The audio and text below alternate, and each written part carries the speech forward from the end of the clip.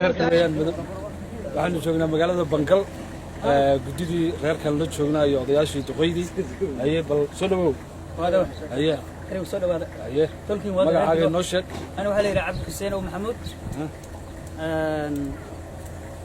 odayaasha waa Bangal insha Allah soo dhawaada reerkiina tolkiin ku soo dhawaada ma sha Allah waa mahadsantiin assalaamu alaykum warahmatullahi ku soo dhawow adiga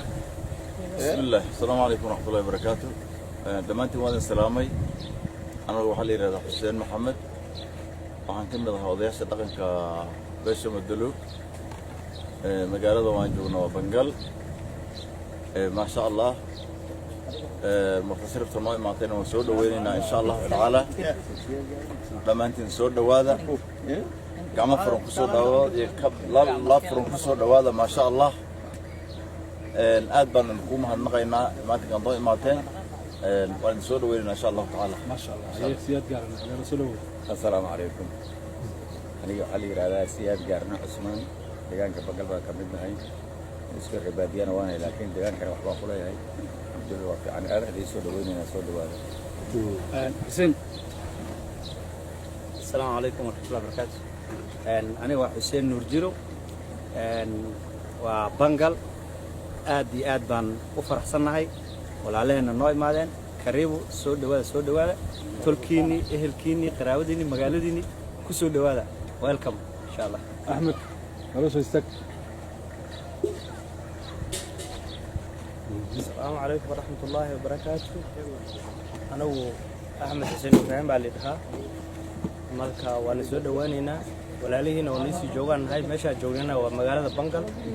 السلام عليكم حسن السلام عليكم ورحمة الله وبركاته ويعي وحسن آذن أحمد سود هذا ولا ليال أنا وحن كم ده أضياش بنقل الحمد لله وعسكر في عنا هالكم بدقان هاي صح كان دقنا وحن ويوت وحن عداها وللهيرة دي عدة سود هذا ولا ليال هاي واصلكم سود هذا حاجة نوعي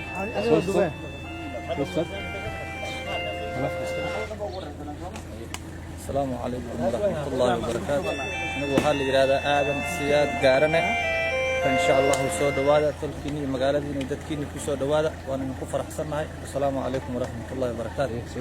السلام عليكم ورحمة الله وبركاته أنا وحالي عثمان الشيخ حسين ركب بنقل مدلوب بنهاي ركب بنقل ديان كان هو بنقل وأنا سود وينينا ولا لهنا قريب كعمر فرن قلب فيو وسود هذا ويلكم بين الله يوسف السلام عليكم ورحمة الله وبركاته welcome يوسف حاج أحمد بعدين هذا مقالة بنقل كسر هذا تركينا أيه حاجي سلو السلام عليكم ورحمة الله وبركاته أنا وحنا عبد الله محمد وحنا هاي أضياش بنقل عند جنة الحمد لله وأكون بدنا هاي وأكون فرحان هاي ما شاء الله ما تين سود هذا قاعد فنكو سود هذا قريب أوكي علي حسن إبراهيم سود هذا بنقل نيروبي marka dhaxalayna waa mu wada soconay talkiina waa talkan inii soo waday oo aan 400 kilometers ku soo galnay waa inii keenay waa haddana tuuladii Kurujo oo cid ay deganeedan sii tagi doona intana waa magaalada Bangal waa lagu badan yahay tolka waa intana ma aha tolka nin hadda u sheega male intana hadda meesha maanta ma weyn isku yeerta malaha tolka meeshan waa la degan yahay waa lagu badan yahay tolkiina way degan yihiin ku soo dhawaada insha Allah haddana safartaanada sii wadan doona hadii Ilaahay nafta raali ka noqdo insha Allah waayahay inta waxa weeyaan duqeydii iyo dhalinyaradii magaalada Bangal tolka Madalow ayaynu runtii halkaan ugu nimid magaalada dad aad u badan oo tolka degan intaana soo haleeshay waxaynu u soo gudbi doonaa Kurujo meel yiraahdo oo tolka degan yahay insha Allah tolka Allah barakeeyo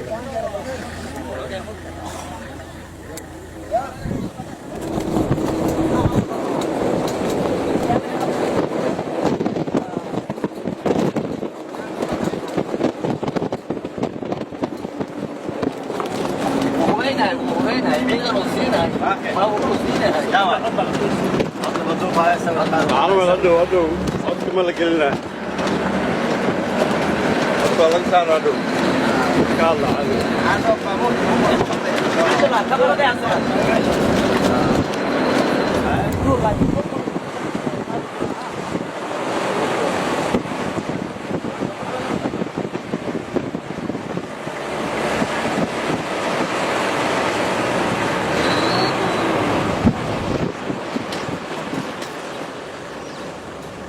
اسكول كتك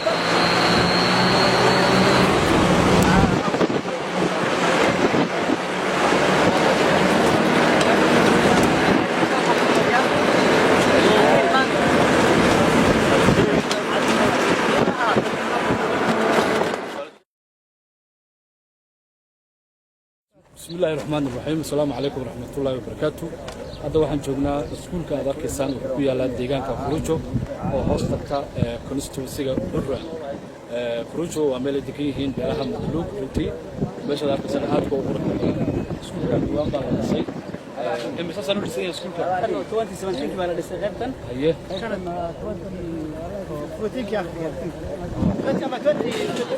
2024 أنا 2017 وياهي وحاجات يرخي الحرب وكمدا دقيدا فروجو يديجان كان بلها مدلوب سان هرو شيناي ديجان كان وحو هوستغا كونستو برا مدن علي كسو دو بالسكول كان غورميلا دسay faa'iidadu u leeyahay bulshada deegaanka waad mahadsan tahay walaalkay iskuulka horta kan laba qol waaye labadan waxaa la dhisay 2017kii mar nin cali waari oo la yiraahdo MB aha isaga noo dhisay qeyr Allah ha siiyo kadib hadda 2023 haddana labadan qol oo kale aan ku darnay waxaa noo dhisay Yaquub Cadow kunoo ninka ay dhaano hadda MB gabanoo xildhibaanka hadda oo ku jiro yaa noo dhisay labadana khayr Allah ha siiyo iskuulkana waa around 30 kilometer 30 acres square iskuulka ku fadhiya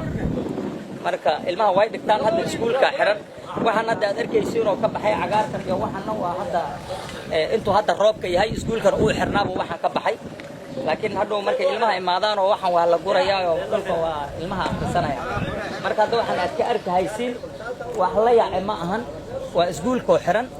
oo ilmaha ay ma aragtay ay hadda risqa ka yihiin waa la risqay laakiin hadda way soo laabanayaan 29 hadda ilmaha soo laabanayaan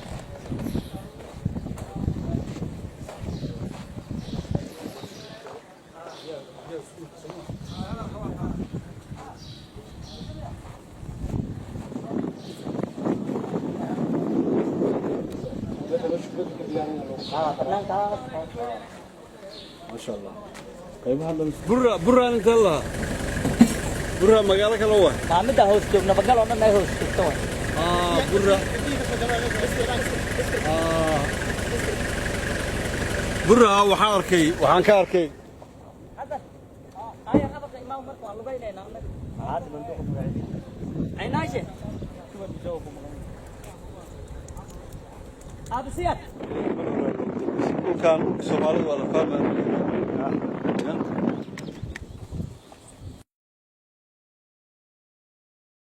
مسؤولية عيالك واحد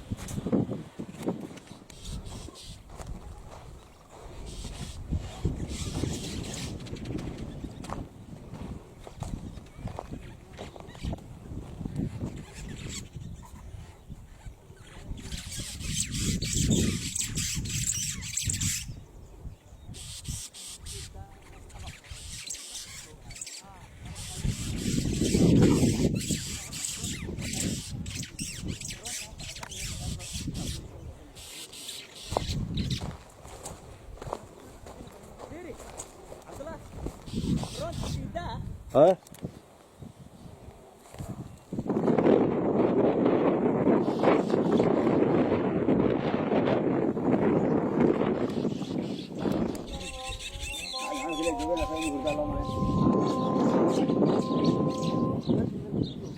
magacadii ii sheegay iskuulka dhigtiisa ii sheekay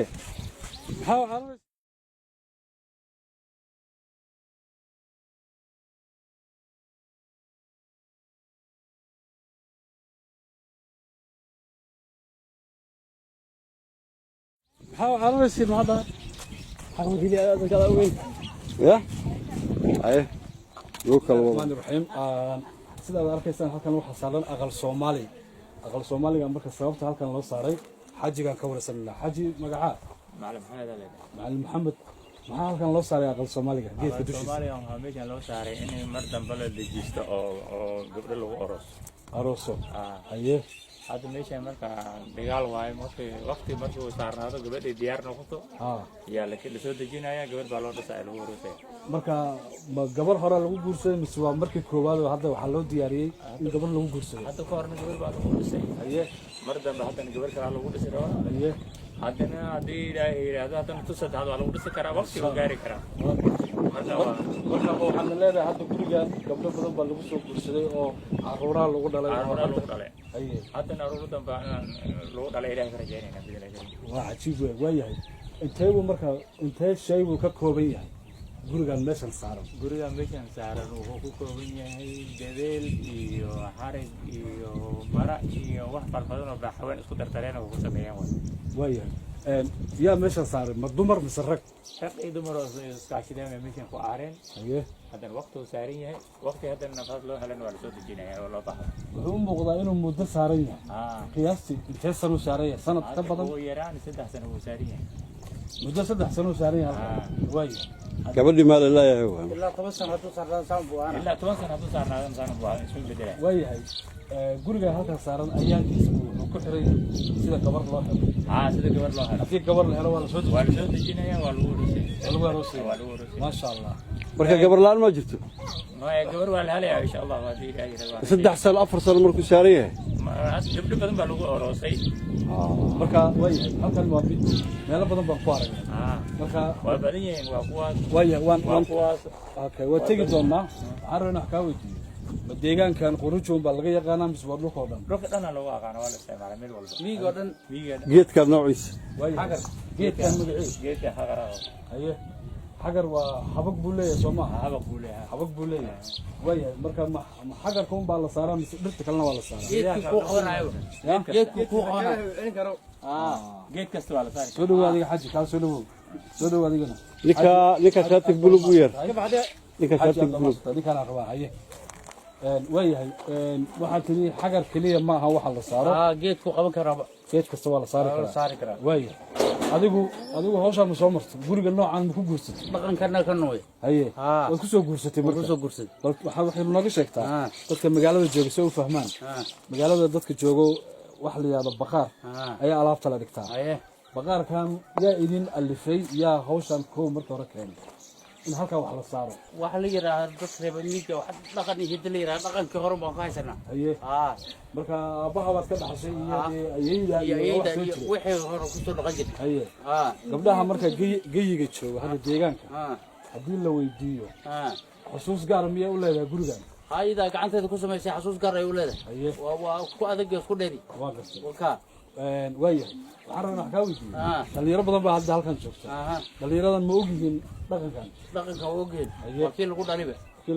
lagu dhalay waayahay okay waa hagaag waayahay intaa ayaan kusoo afmeeri doonaa sidaad arkaysaan geedka meeshan waxa saaran waa aqal Soomaali waa dhaqan deegaanka laga yaqaano